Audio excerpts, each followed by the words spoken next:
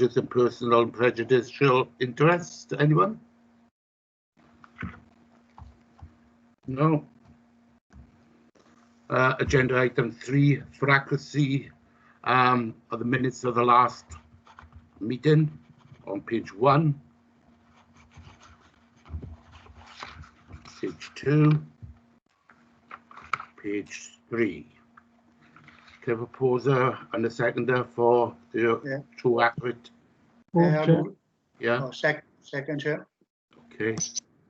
That's passed. Have we got anything on the minutes of the Thursday, the 17th of September? None. Okay. Go on to the minutes then for Thursday, the 1st of October. It's just one page for accuracy. And can I have a proposer? Anything on the minutes, sorry? No. And can I have a proposer and a seconder for the accuracy on them? Yeah, move again, Chair. On to item agenda 4, which is the active travel programme development and delivery. And the report author is Ben George. Martin, are you taking this? Thank you, Chair. No, I was just going to introduce and pass it on to Ben, but just take the opportunity in doing so that members may be aware that Ben is shortly going on secondment from the council, and I just wanted to take the opportunity of thanking him for all his work on active travel. Also in the room is David Hughes and Chloe Lewis. Chloe will be taking over from Ben the interim period whilst he's on secondment, hence why there's a few additional officers in the room. So I just wanted to make members aware of that, and if it's okay, I'll hand over to Ben to take you through the report. Thank you. Thank you all. So this is something of a swan song for me for the time being. So I hope you've all got the reports in front of you. Chair, would it be helpful if I share the report as I work through it, or how would you like me to do this? Sorry, I put myself on mute there. Go through the main agenda items, what is relevant. Okay. You don't have to go through the full report, because this is why I've asked for the report to be given us a week before, so that members can digest it. That's fine. So I'll skim through, but I'll follow the broad structure and form, and obviously happy to take questions. So I think first of all, obviously, active travel is something which has been rising through the policy agendas over the past few years.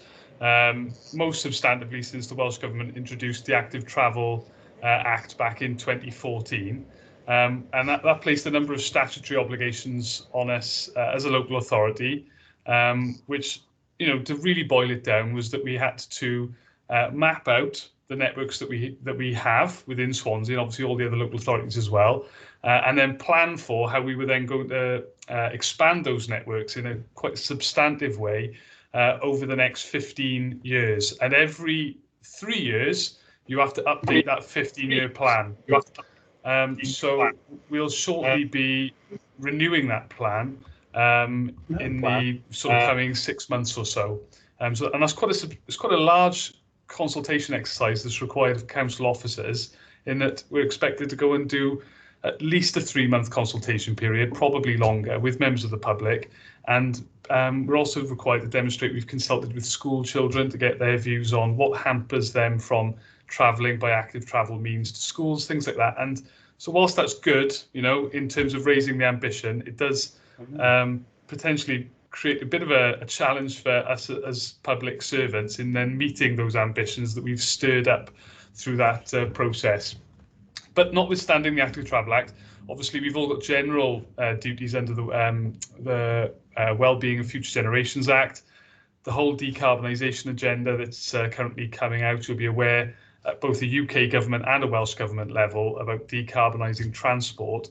And whilst it'd be unreasonable to some extent to suggest that active travel is going to immediately fill that void, if you can even grow active travel by a little bit, it does take quite a big chunk off your requirements elsewhere in dealing with the carbon emissions you get from conventional motor vehicles, for example. So there's lots of triggers, and there's lots of people willing to pay good money into local authorities that show ambition and are willing to push on in these areas. notwithstanding, obviously, these are difficult things to integrate to our communities. A lot of our communities are not set up to immediately sort of incorporate active travel. So it does need a fair bit of ambition and buy-in from you as local politicians. Where we're at the coalface, and we've actually got to put these things in that Welsh Government are asking for. So just to skip through the report, I think the last few months, it has been fairly atypical. The numbers of people travelling by active travel means has been pretty high compared to what it was before, because you've got a lot of people with a lot of time on their hands and looking to get out of the house so they don't go stir crazy. So, generally across the network, there's been 2 to 3 times more people out and about travelling by bicycle, because that's what we're able to count with the counters we've got.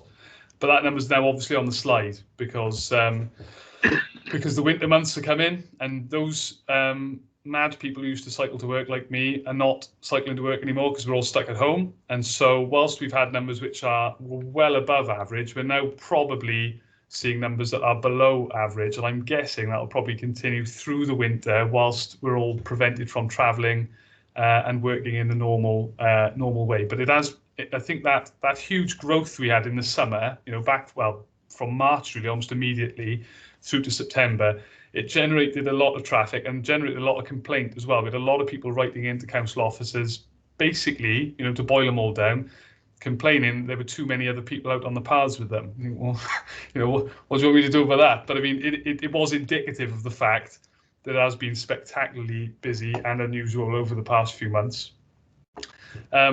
We have, fortunately, in the past few years, built quite a lot of new active travel routes. So as you'll have seen in the report, I'm on page 9 now.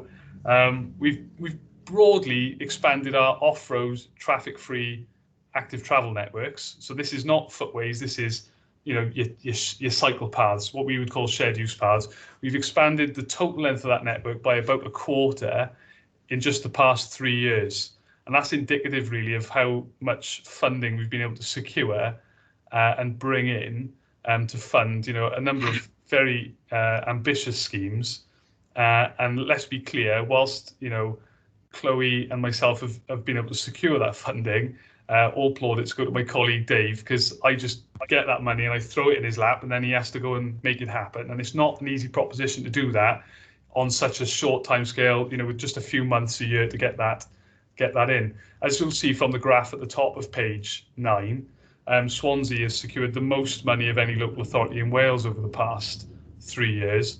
That's not something we've really banged the drum about. We probably should have, really in hindsight, but, we're just trying to get as much of this in as quickly as possible. And in it's not just the most money over the 3 years, but in each of those 3 years, Swansea has been the top local authority for the amount of funding brought in. So there's been an awful lot of good progress over the past few years. And as I said, I think probably we haven't said enough about it, and I'll come on to a little bit of that towards the end of the report. So the report summarises a couple of different projects. I think it'd be worth just for you to reflect on as members. Some of these projects, particularly when they're owned by the local authority, land owned by the local authority, can be fairly easy and quick to put in. And when it's a route through the woods, you tend not to get a lot of pushback. People are, quite happy, because they enjoy walking their dogs down there. But as we increasingly get into areas where we need other people's land, land that's not currently in our ownership, or land where, I don't know, you're affecting the frontages of people's homes, and inevitably you get more pushback on those. And those are increasingly the schemes that we're getting to, because they are the more difficult schemes to deliver on a short time scale. So there are some challenges. And I think just to point to some of the examples in the report on sort of page 10 and 9, some of those routes have been put in really quick. So, for example, we put in probably about a miles of route along the A48 last year. It's a very expensive project, but it's on the A48, and you can just roll it through, and it appears, as if by magic, with no small amount of effort on Dave's part. But from our perspective, it just appears and it's there. You've got other routes then, like Kingsbridge Link, which is a link that goes from between Gowerton and Kingsbridge, Gorsinan area. I took that project on when I started with the council 12 years ago. It had been in the doldrums for a number of years. We've actually got a letter on file suggesting that Kingsbridge Link would be a good idea to pursue from 1991. It was written from the county surveyor to Llyw Valley Borough Council at the time. And it's been on our books for all that time. And about 12 years ago, I just said, right, enough. This is painful. We're going to get it sorted. And here we are, 12 years later. It's about maybe two months away from completion if something else doesn't go wrong. So some of these projects are really complex and difficult, and they do need perseverance and a consistency of support from members such as yourselves to really get on with those, because they can be difficult, but the benefit of these schemes can be quite substantial. So Kingsbridge, for example, just as a bit of anecdotal information for you, isn't currently open. It's barriered off to the public. It says no access, but we have got a cycle counter on it ready for when it does open. And although it's barriered off to public access, it already has about 50 cyclists a day on it. And that's literally people just going down, turning around and coming back. So people are itching to use these bits of infrastructure, but they can be very difficult to actually get in and achieve, And, Dave and myself are getting a lot of emails from people saying, when's it going to be open? We're desperate to get down there. And that's lovely, but they can be difficult things to achieve. So on page 10, then, it references something called Swansea Bayways. Now, as I said, we haven't been very good at promoting these routes, and that's principally because active travel is ultimately delivered by planners and engineers, and we're not great at the touchy-feely stuff, not great at talking to the public. It's not where our competencies really lie.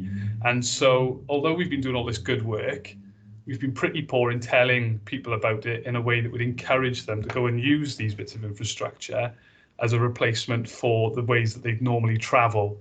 And Swansea Bayways is the beginnings of an attempt to start breaking those barriers down. And so that's principally led by Chloe at the moment. And we've got essentially a design and a PR marketing agency working on our behalf, funded through grant. So it's only guaranteed for the year that you're in, for as long as we can get money for it. But it's starting to try and engage with the public in a slightly less council fashion, so it's not too dry, to try and encourage them to see the potential of this infrastructure that's on their doorstep. So there's a good chunk now of Swansea. If you live in Swansea, you're not far from an off-road cycle route, and you probably don't know it. I think Morriston as a particular example, we've got a large, tight population there. It's very close to really good cycle infrastructure, but for a lot of those people, just don't even know it's there, or because it's the wrong side of the river for them. But we're trying to break down those barriers to say, look, this stuff is here. Have you thought about using it? Because there's an awful lot of good stuff in Swansea at the minute. But if you look at like the Swansea Valley in particular, it's a very poorly used network. Everybody knows the bay. They know you can cycle from town to Mumbles, but there's very few people that use, by comparison, the infrastructure up the valley. And so Swansea Bayways is an attempt to start breaking that down, getting that information into the hands of people in their homes. And as I said, not in a council sort of press release way, which is really not very engaging for the majority of the population. In terms of our forward programme then, and this is principally, what Dave and his engineers spend their time on when they get a minute, which isn't very long. We do get given a ring-fenced amount of money from the Welsh Government each year to work up the schemes that we would like to be building next year, the year after, and the year after that, and so on. And so those projects that are currently in development are summarised in Appendix 1. And I suppose I've just put that in just to give you the impression of, if we're able to deliver all those things, you can see what a difference that would make to the network. If you add all those schemes on, and it will be difficult to add them on, then you starting to join the dots across the city and county area. At the moment, we've got a very good strategic off-road network through the city centre, and I would imagine as an indicator that perhaps you as councillors don't even know where these routes are. And if we don't know where these things are ourselves, we can't expect the public to. And so it's trying to break that barrier. But whilst you've got a good strategic network, how do you get to it from your home? That's the problem, isn't it? If those routes are a mile away, 2 miles away, you may as well forget it. So the projects that are being developed are in an attempt to start breaking down that barrier. So instead of these routes being a mile from your home, they're 50 metres from your home and as close as we can get them.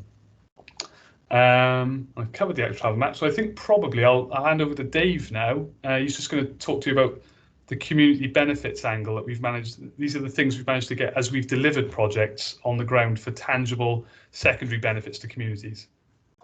Hi there, everyone. Yeah, Ben spent quite a bit of that presentation explaining that we've done quite well in terms of funding and in terms of delivery. But perhaps what we do is we finish it and just assume everyone just get on and use it, and that's something that we're consciously trying to work on in terms of how we promote and present those schemes.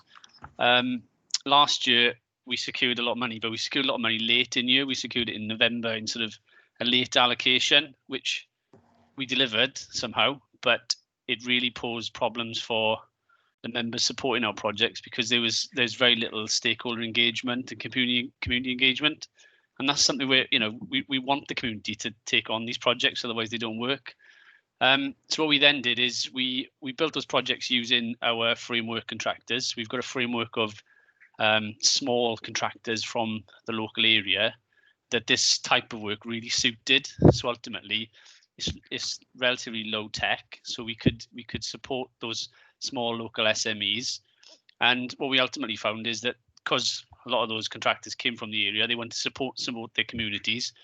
And we developed a sort of a joined up community benefit program using primarily the local schools. And what we did was we ultimately gave away a lot of infrastructure. So contractors donated bike shelters, scooter shelters. They provided free bike servicing for school kids, their parents, and there was loads of really positive things that basically were free donations to the local community.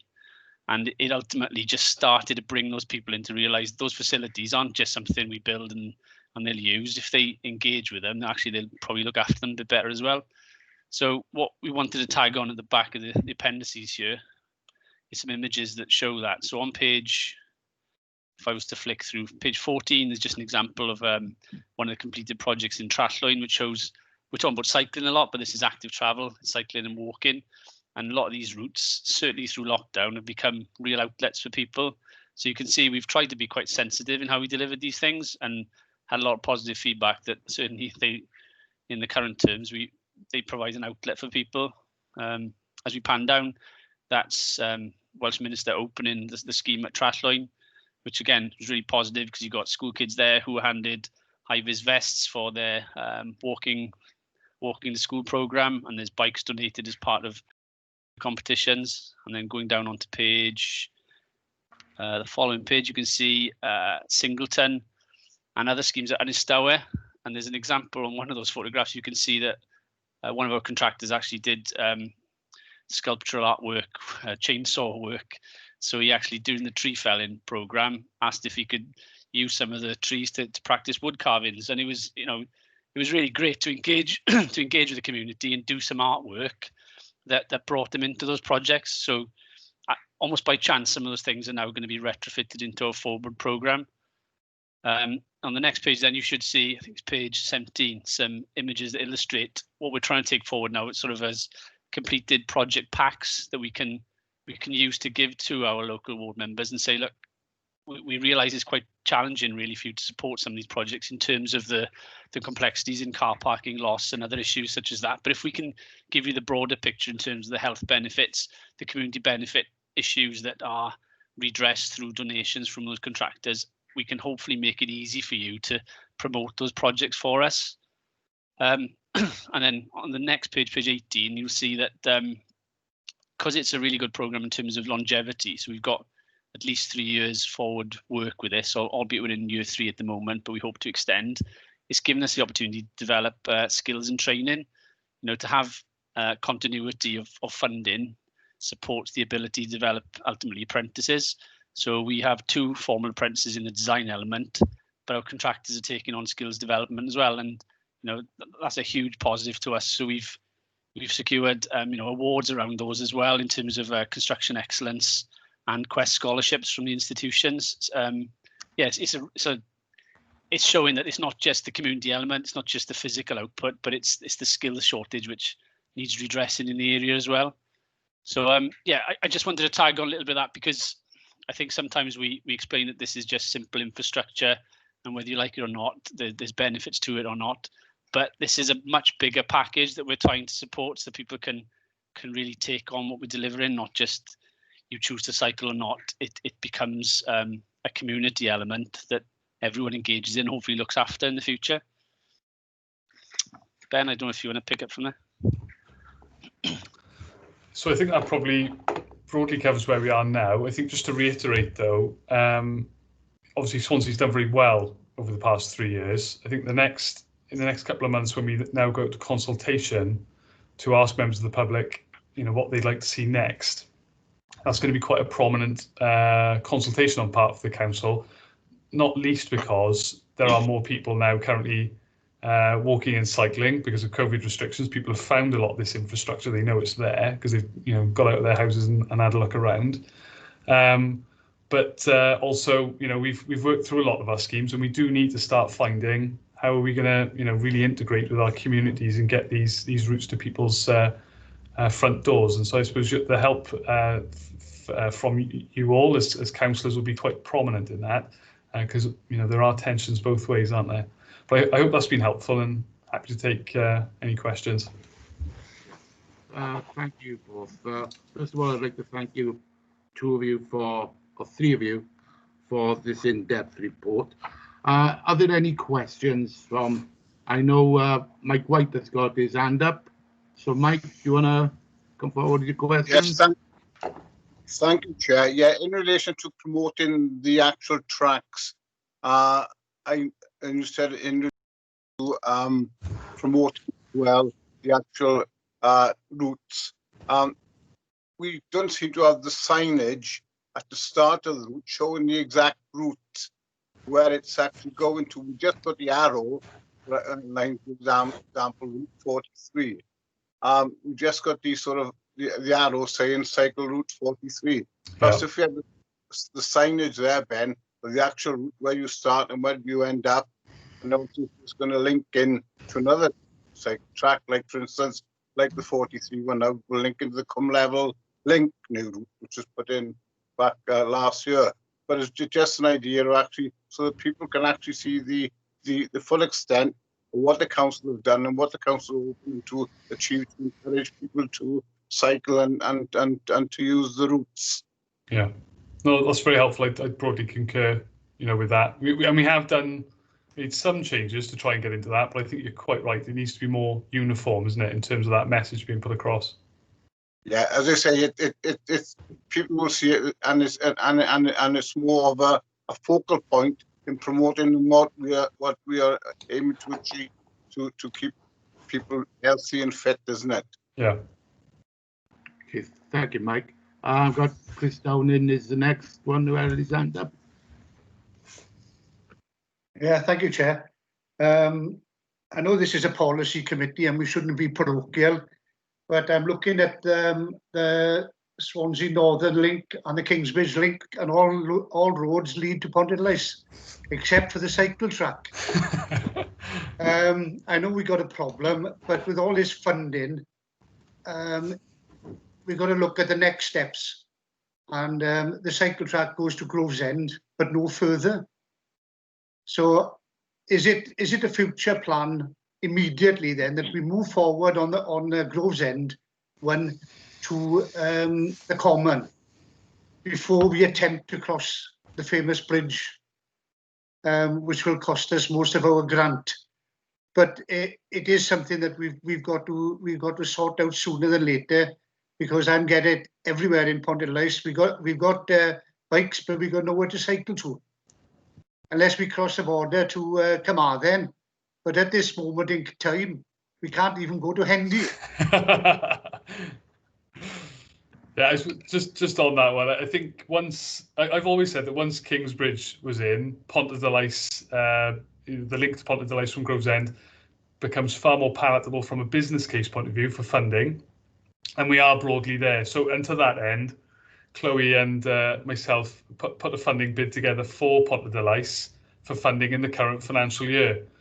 Ultimately, the Welsh Government turned that funding bid down, and I think they had good reason in terms of where that project was in the development cycle. And obviously, given the amount of money we've secured from a county level, it's really difficult to argue a position of poverty on the matter as well. But needless to say, Ponta del Ice, is really going to be, I can't say the top scheme because I can't presume upon the cabinet member's decision, but it's got to be up there because it is the obvious one now that's left, and it is something. I appreciate there's nothing from a public perspective. There's nothing going on.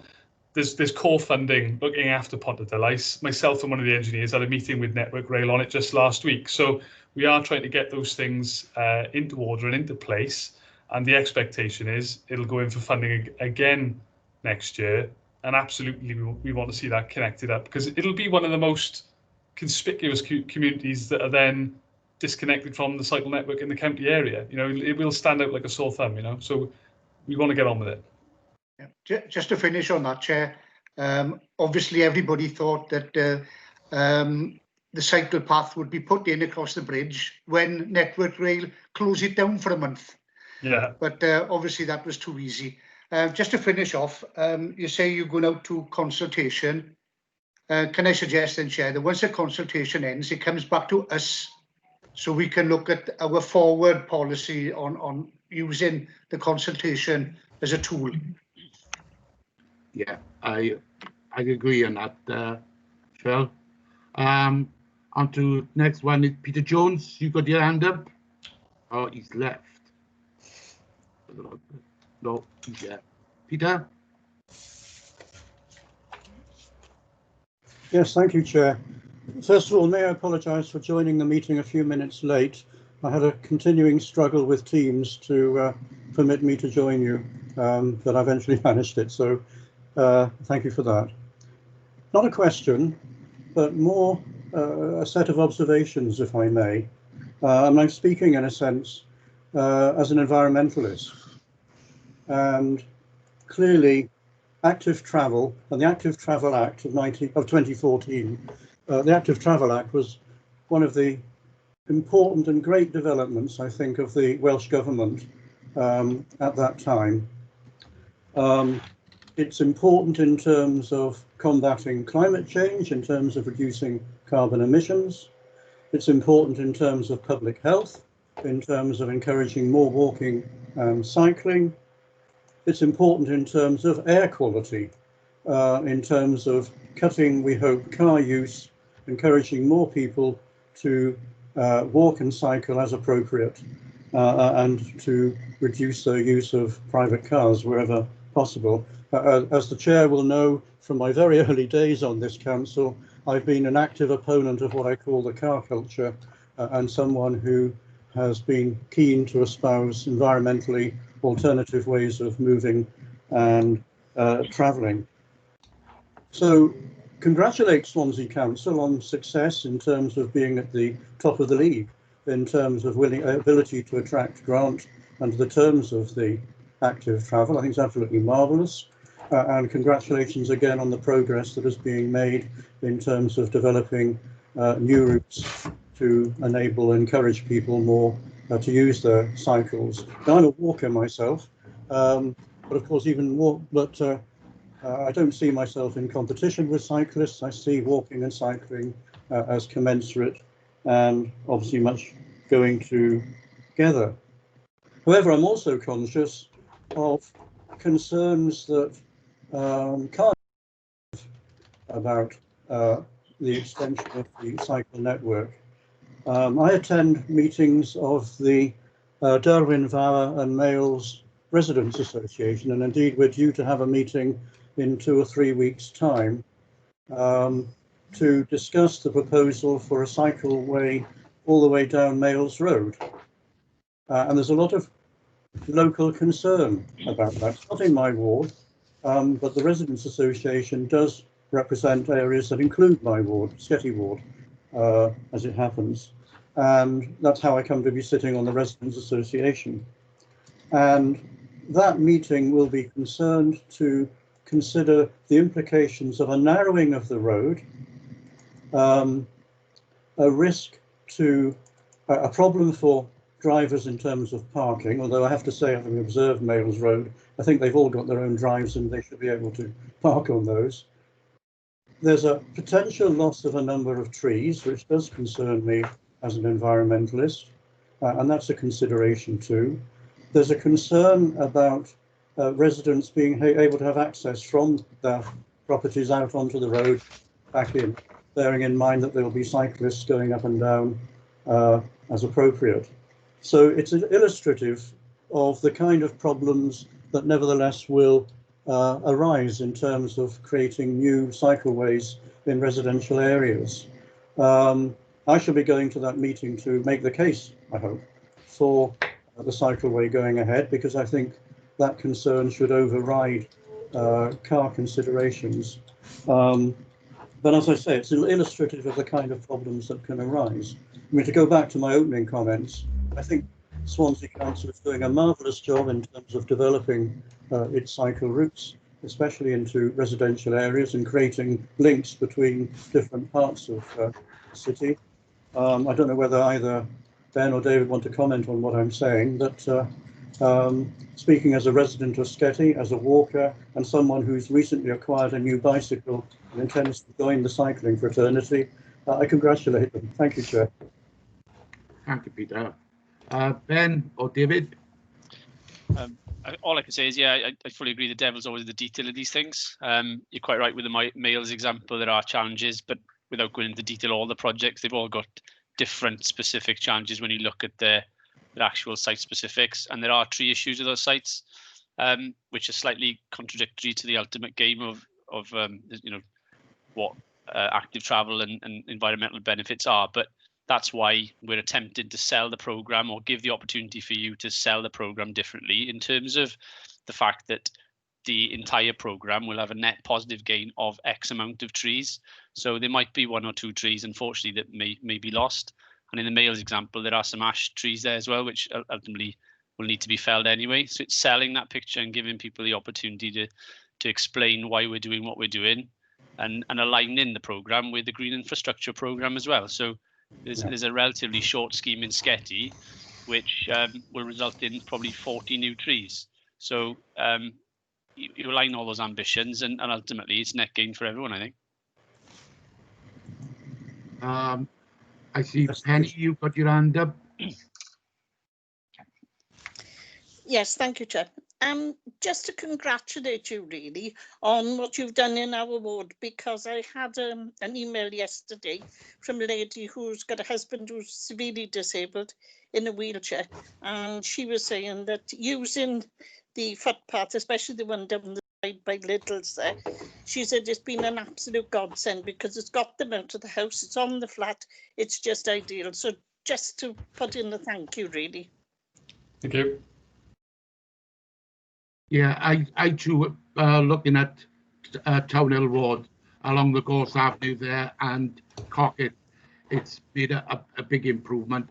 And I know we've got the ravine will be shortly being looked at. So I don't envy you on what design you're going to put there, but I too think you're doing a cracking job. I got one question, David. You're talking about in communities on section 5. It's brilliant.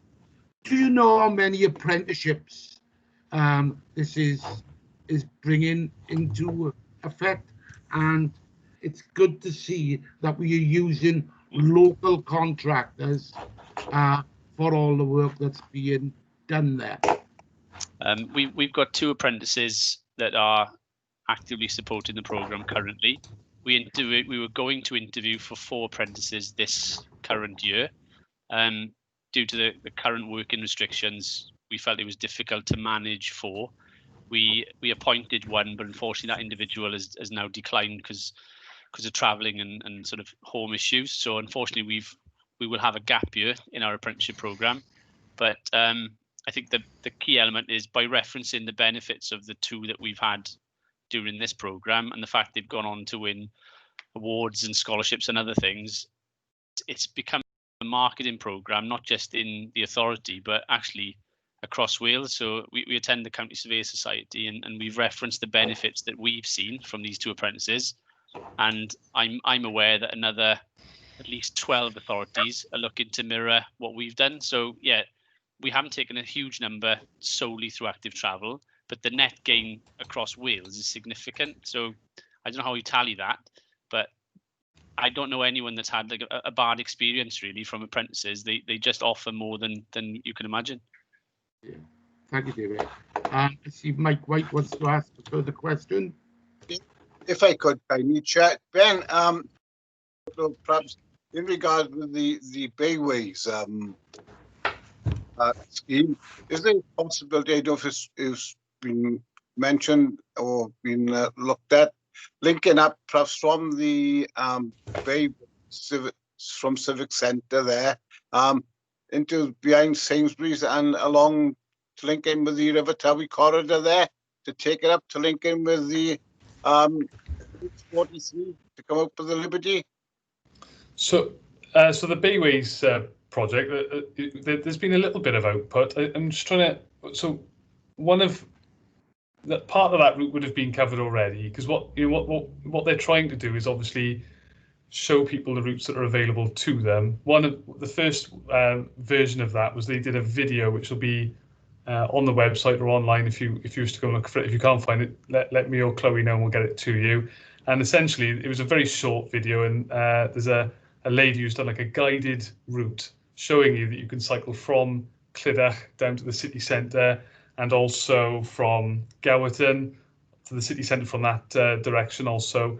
And it's just trying to show people essentially lots of these bits of the network, some of which you've just described there, are away from the road. And so if you just drive around Swansea all the time, you don't even know where these things are, and you can't place yourself. It's just totally, it's a part of Swansea you don't see. So these videos are trying to break that down so that you can see as she re-emerges on the road network, oh, right, that path gets you from here to here. It's just trying to break down those barriers, really. Because you're right, the route you described there, it's a perfect link, isn't it? It's just getting that into the hands of people so they can think that it's even something feasible for them to try. So, yeah, why I mentioned that, Ben, because of the link with the River Towie corridor there, going up through to the Havard Copper Works, yeah, is another sort of jewel in the crown of Swansea, which we can clearly be promoting, but people can obviously access it if they want to cycle, or from the bays off right up to there and get to the Route 43. No, certainly. Yeah, no, you're absolutely right. Councillor, if I could add to that, all the development that's ongoing on the river corridor on the Morva Road side will be conditioned to try and reflect the cycle provision that's on the eastern side. So as those developments move forward, you'll see all of them have active travel cycle frontage. So there'll be, a reflective route on the western side as well. Because I went back on that the river corridor. I took my doggy for a walkie down the Landau side, and I come across a brick wall halfway down, so I couldn't get through, so I had to turn back. But I was looking forward to walking down towards Sainsbury's and all that. Yeah, that's in hand. That's relying on those developers. When they go forward, it'll be conditioned upon them to fund those works. But some of those sections are being constructed as we speak by those two developers. Okay, thank you both. Is there any more questions? Can we go to the recommendation? It is recommended that the Policy Development Committee note the contents of the report, but I would like to, what Phil Downing said, because it's an ongoing thing, we fetch it back to the PDC in a couple of months' time. Is that okay? I'll say yes, because Ben won't be here. Oh yeah, and Chloe will be there with you, so we'll be on it. Yeah, I'll be here, so that's fine. Thank you once again for this compiled report.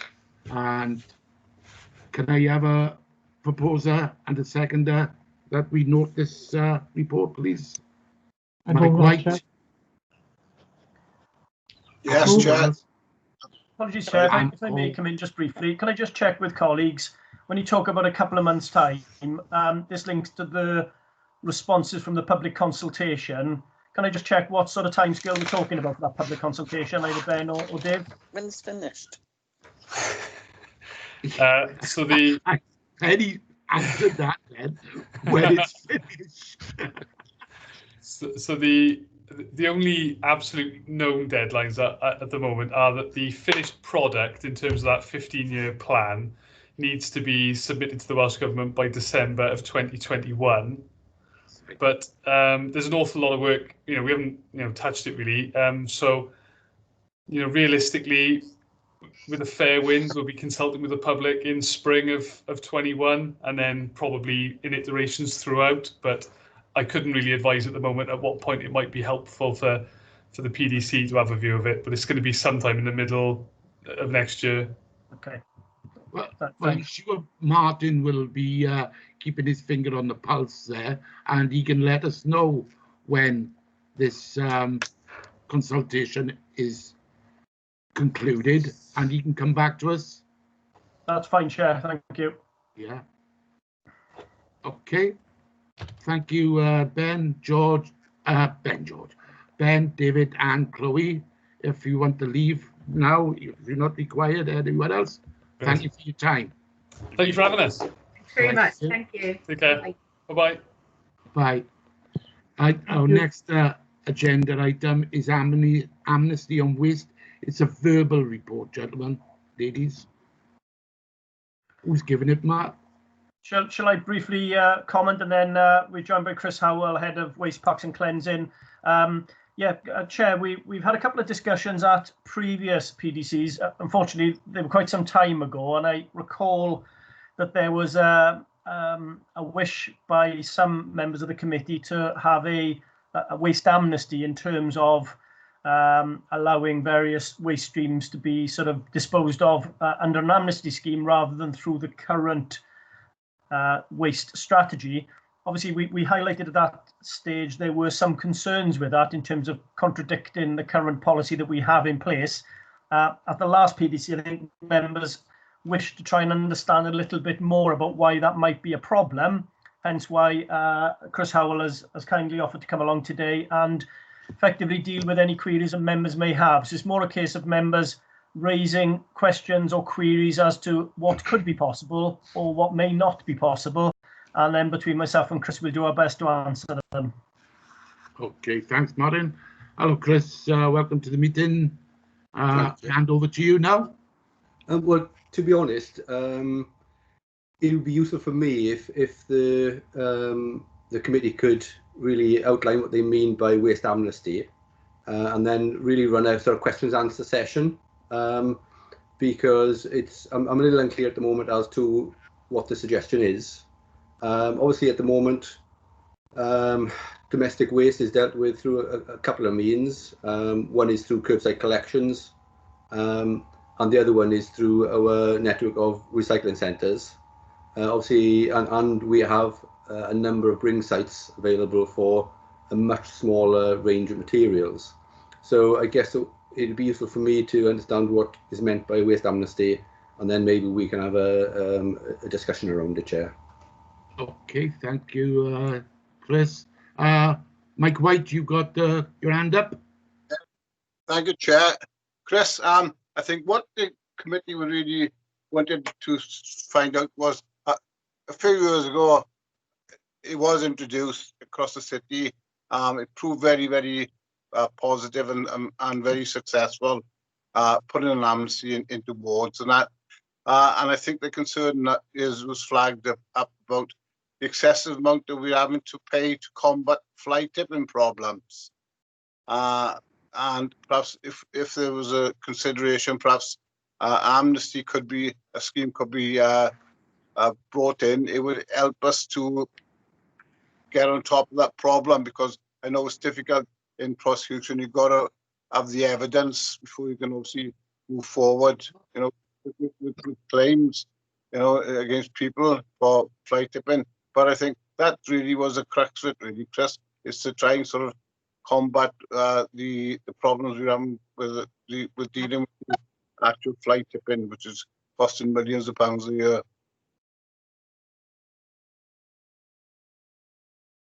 Yeah, okay. If by an amnesty we're talking about effectively placing skips in communities where people have the ability to come and put waste in them during that time. I appreciate that this was used many years ago in a number of authorities, but that was when and before really the strategies for recycling have become as extensive as they are now. So what you have is skips put down, left there for a day or so, then the authority come back and pick them up, and they'd have a mixture of whatever in them. Now really what we are encouraging residents to do is to recycle and manage their waste effectively. So putting an empty skip there, unattended, just one skip, would really fly in the face of everything we're trying to achieve through the waste strategy. And if we wish to put half a dozen skips there for different streams, for example, the difficulty we have is that they'd have to be manned. A skip lorry can only carry one full skip at a time, so it would be extremely labour intensive when we have a very good and comprehensive recycling centre network in place. Just come in a sec there. I think what we looked at was what we done, because there was issues where they said previously with skips, and I know with recycling as well, that we used to put a vehicle in an area for half a day, but you had an operator then with a vehicle who could advise people what they could or could not put into that vehicle, rather than have a skip and be able to free for all, in a sense.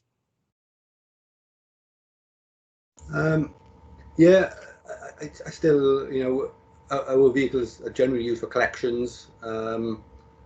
So we'd have to bring in extra vehicles to do this and extra drivers. And it's still there are lots of opportunities for bringing materials to the recycling centres, and they are already set up. Llansamlet takes over 30 different waste streams. So, and what we had pre-COVID was where people could, even if they brought in black bags, they would be challenged to say that you can't have recyclables in those black bags. That sort of thing would be impossible to do on the street. So, there'd potentially be a lot of animosity around it if people got refused access to the vehicle. And in fact, we couldn't, whilst we can verbally refuse access, we can't physically prevent access. So again, it's something that I really wouldn't recommend, because it would, I think, be very efficient and also be sort of fly in the face of our recycling strategy. Okay, thank you, Chris. I got Phil Downing next. Stand up, please. Yeah, Mike was right when he said this was done a few years ago. That must have been when we had plenty of money, because there was a couple of skips. I can only say what happened in Pontylice. There was a van, there was two men there, and they were challenging people on recycling, and they were explaining to people the effect on fly tipping. So it was called Waste Amnesty, but it was more of an education day as well. The only thing, and I doubt whether the money's available now, but it certainly was a big plus in my area, because a lot of people, because where I live, there's a prime fly tipping area behind me called the Mountain, and a lot of people decided, oh, I won't fly tip. I know what was happening, because a lot of these people, they don't understand how it affects the rivers. Because I got two lovely rivers by me, which are continually being emptied. But anyway, that was the idea behind it, and the last time it did work. And I think one of the people that was behind this was June Burtonshaw. She was really pushing for this because from the educational point of view as well. So there is a twofold with this, Chris. Well, potentially, Chair, there's something certainly we could look at would be to expand in our recycling promotions activities. to actually include the disbenefits of fly tipping and the severe impact of fly tipping. So we could certainly look to introduce the educational element in all our education and promotional work. I think that would, potentially be extremely useful. Okay. Penny? Thank you. Chris, I understand what you're saying and where you're coming from with regard to recycling, but I feel that if people haven't got the message now, we're flogging a dead horse. What I'd like to propose is that people who've got things they need to get rid of, clearly nothing that's recyclable, but big items, could be put outside their front door on the pavement and collected. Would you have an objection to trying that as a trial in some areas? We already have that in place, Penny. We got a bulky collection service. Yeah, but they pay for it. I'm talking about a free collection service. We used to have a free collection service for people of limited means, but through budget pressures, a charge was introduced, which is, I think, half the price of the normal collections, but it is still a charge. What we found, we had the same person would be getting rid of like 10 mattresses over a year. People would know who could get them for free, and they would be getting rid of bulkies for their friends. So we introduced a small charge. Ultimately, people getting rid of a mattress are buying a new one. And when you buy a new mattress for £100, unfortunately, the small cost of disposing of the old one is part of that decision you're making.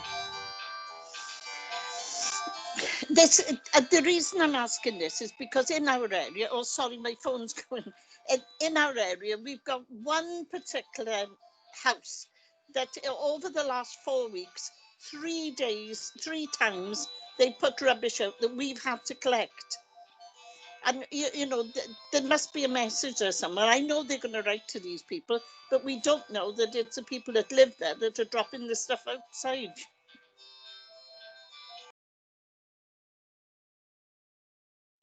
Yeah, there are always going to be particular difficulties we have in particular areas, and as Penny alluded to, we deal with them through our cleansing service. So the materials are not left there forever. We deal with them. What I wouldn't want to do is to multiply that sort of 100-fold by making it a free-for-all for everybody, and that's the difficulty we'd have is once you kind of once you open the box, you can't shut it again easily. Martin, you wants to come in, mate? Yeah, man. Thanks, Chair. I'm just going to come back on Penny's.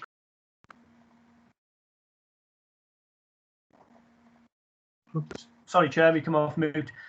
Yeah, sorry, I was just going to come back in on the question that Penny raised. The reality is, as Chris has outlined, Cabinet made the decision to set the current charging level. So in reality, whether we had a view on it or not, if the committee feel that charge creates an issue, it's one that then would need to be back to Cabinet for Cabinet to consider as part of the discussions on the budget. It isn't something that effectively we would be able to agree to anyway. I, like Chris, don't believe that the free service actually made much of a difference in terms of the ability for people to dispose of products. It became a loophole in that regard. But as I said, if members have a different view, then I see no reason why those concerns can't be addressed, and then it's up to Cabinet to make a decision when they set next year's budget if they wanted to try something different in that regard. Okay, thank you, Matt. Any further questions? What have been said and promised here, then, I take it that we can, if we could talk to Mark, is it Mark Thomas, councillor, to see if there is a way of doing what Penny and Councillor Downing has done once. We can certainly relay the comments back to Councillor. It is Councillor Mark Thomas's portfolio, and then obviously depending on his views on that, quite happy to report back to future committee on that. And if whether there's a need to formally write, let's see what Councillor Thomas says first, and then we can pick it up at our next meeting, if that's okay, Chair. Yeah, that's okay with me. Thank you, Chris, for your time. If there's no further questions, Chris, if you're busy, you can shoot off. Okay, thank you very much, Chair. On to the next item, agenda 6, which is our work plan for 2019-2020. Okay, Sam. Thank you, Chair. You can see we've got the item scheduled for our meeting in November is public toilets. Local toilet strategy. I wonder, Martin, are you able to we circulated a link to members. Is that an item that we can bring back usefully and have a discussion on? What needs to be done with that next? Yeah. Thanks, Sam. Thanks, Chair. Yes. So the link. Apologies. We were trying to send the electronic link, but the day in which we tried to send it, the public consultation had ended, and the documents were then taken down from the council's website. So just to clarify, the public consultation on those documents has now ended. We've had quite a good response, about 70 odd responses to the draft strategy.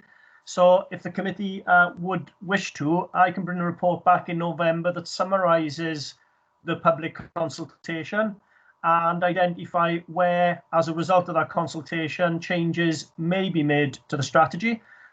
Clearly, I'd welcome the committee's view if they had any views about any changes to the draft strategy.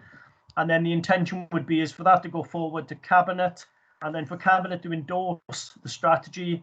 And then obviously we will continue to deliver against it. So that's what I would suggest on that item, if the committee are happy. There's a further item I'm going to speak to in a moment, but take any views on that first. Okay. Any questions for Martin on the toilet strategy for next month? No? Okay. Martin, back over to you. Thank you, Chair. The second item, the committee also raised in the last meeting, asked a question in relation to where we were with the green infrastructure strategy. And again, that fortunately has worked out quite well in terms of calendars, in that the public consultation has also ended there. And the intention would be is to report back to the committee the results of that public consultation, for the committee to provide any views, prior to that then going on and effectively being hopefully endorsed and approved by the council. So it'll be a dual purpose, reporting back on the outcome of public consultation, and the committee again providing any views they may have on what will then become a final recommended draft subject to adoption by council. Thank you, Martin. That's 2 items on the agenda for next month then.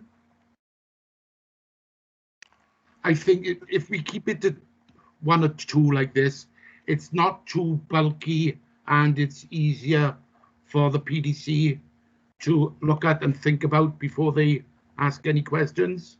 I agree, Chair. Martin, can I just, I know you know my views, can I just ask you that for future PDC meetings that we do have written agendas, so that it does give me time and the PDC members a chance to think about what questions they want to ask? Absolutely, Chair. All future agendas will be in writing. The problem we had with the waste amnesty, as was described at the start, we actually didn't know what members were looking for, so it was quite difficult to write the report. Yeah. But the intention would be that you will either receive a written report or, in some cases, a presentation. It would depend on the subject, but they will then all be included within the papers. That's fine with me. Is there any other questions, ladies and gentlemen? Martin, for me, Chair, just obviously that ties up our agenda for November. Just really seeking any views of the committee if they had any thoughts about agenda items for December. What we're trying to do is get a bit of a pipeline so that we can obviously get reports prepared and drafted in advance. To be fair, we had to rearrange the meeting for today just because of timing to get the report circulated. So welcome any thoughts on that, or we can revisit that at the next meeting if you'd prefer. Have anybody got any thoughts on for December's?